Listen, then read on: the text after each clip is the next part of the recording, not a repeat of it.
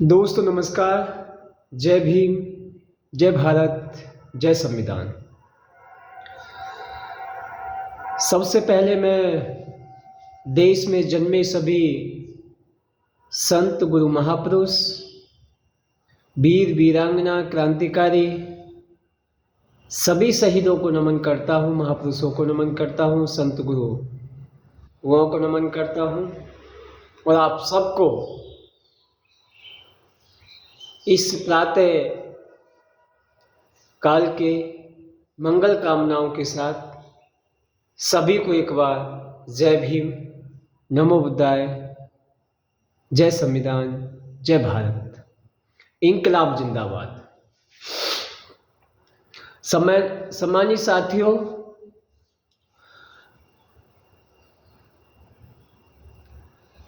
अभी हमने 26 नवंबर को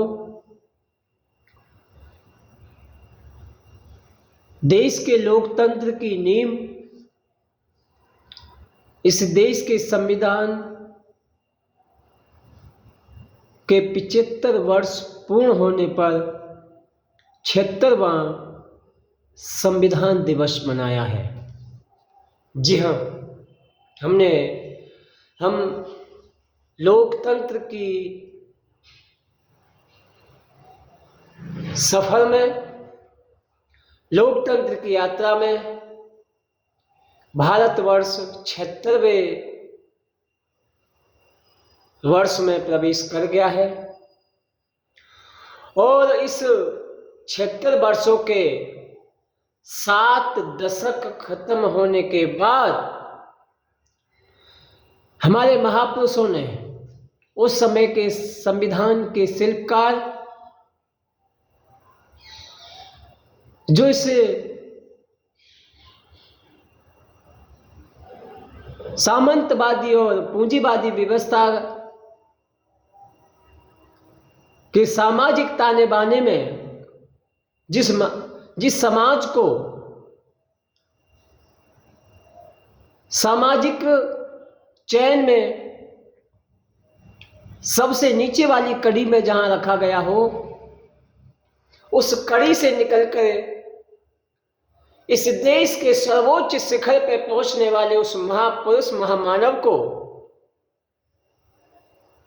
हम एक बार नमन करते हैं, उनको वंदन करते हैं। उनके अथक प्रयास, त्याग, बलिदान, संघर्ष के बाद जब ये सफर निकला, ये सफर आया, और आज उस त्याग और बलिदान की वजह से हम भारत में एक मानवीय सभ्यता को देख पाए हैं। तो आज महत्वपूर्ण विषय यह है कि हम कहाँ थे, कहाँ हैं और कहाँ जाने वाले हैं। जी हाँ, थोड़ा समझने की जरूरत है इस देश की सरकार और इस देश के लोकतंत्र की। आज की चहल और राजनीतिक सरगर्मियों में इस देश का संविधान और संविधान से चलने वाला सुप्रीम कोर्ट कहां पहुंच गया है। तो मैं ये बात क्यों कह रहा हूं?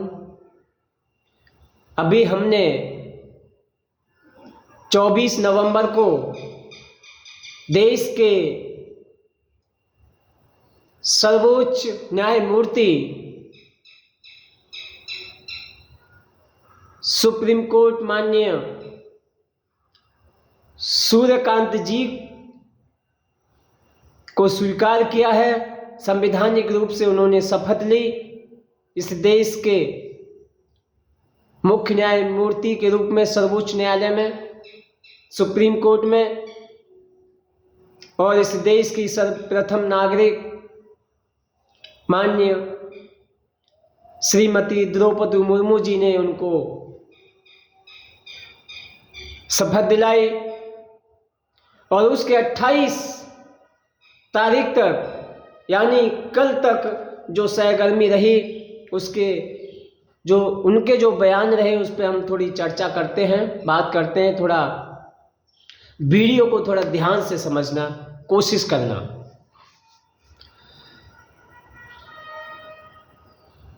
हम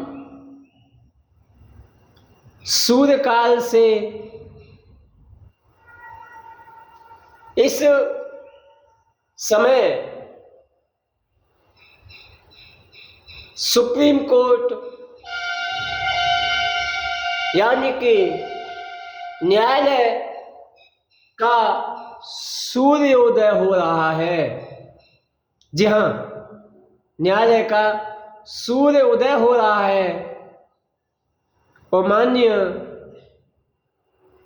मुख्य न्यायमूर्ति सूर्यकांत जी कहते हैं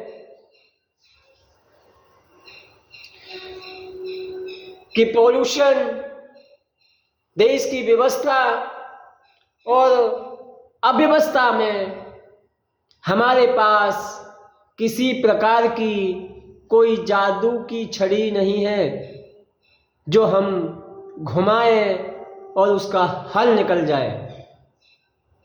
इसके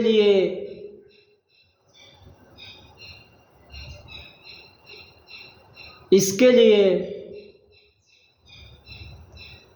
आप खुद हल निकालने की जिम्मेदारी आप सबकी और खुद भी इसका हल निकालें। यह है माननीय सुप्रीम कोर्ट का मुख्य न्यायमूर्ति जी का बयान, एक जिम्मेदार व्यक्ति का बयान। दूसरा कि एक पूरे ही न्यायालय व्यवस्था में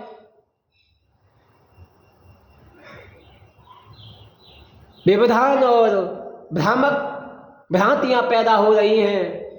इसमें एक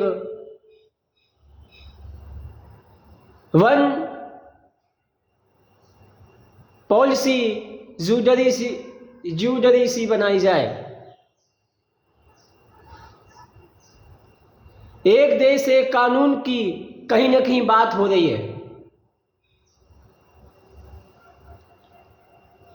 जैसा कि अगर सुप्रीम कोर्ट किसी भी आदेश को दे, पूरे देश के हाई कोर्ट और पूरे देश के डिस्ट्रिक्ट कोर्ट में उसे स्वीकार कर लिया जाए, उस पर किसी प्रकार की कोई टिप्पणी, कोई क्वेश्चन मार्क ना हो, यानी कि जो कह दिया वो कह दिया, उस पर किसी प्रकार का कोई सवाल या निशाना न हो, तर्क न हो या किसी प्रकार का कोई दोबारा पिटीशन दायर न हो, विचाराधीन न किया जाए। जो हो गया वो हो गया, अब आगे की बात करो। यह है वर्तमान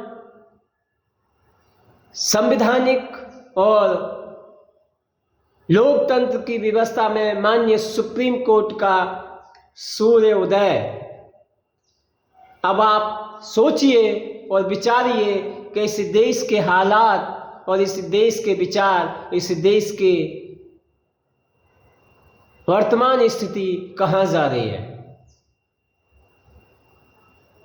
मुझे अफसोस है, दुख है कि इस देश में जो व्यवस्थाएं बन रही हैं, इस देश की मुख्य संस्थान जिनका इस देश की आवाम का विश्वास है, सुप्रीम कोर्ट, माननीय उच्चतम न्यायालय, पर आखिरकार कब तक इस प्रकार की व्यवस्था से वो विश्वास बना रहेगा।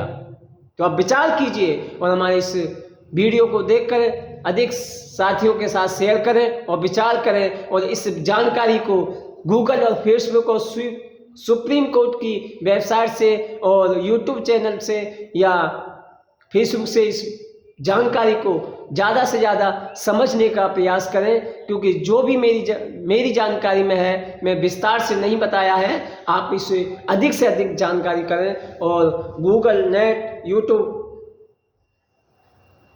मीडिया के माध्यम से आप जानकारी कर सकते हैं,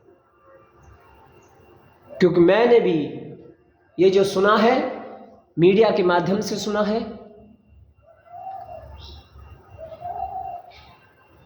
ये कहां तक सही है, कहां तक देश हित में है, राष्ट्र हित में है, इसका आप खुद विश्लेषण करें, खुद विचार करें। इसी के साथ मैं आप सबका, आपके मंगल कामनाओं के साथ इस विचारों को यहीं समाप्ति करता हूं। जय भीम, जय भारत, जय संविधान, इंकलाब जिंदाबाद, इंकलाब जिंदाबाद।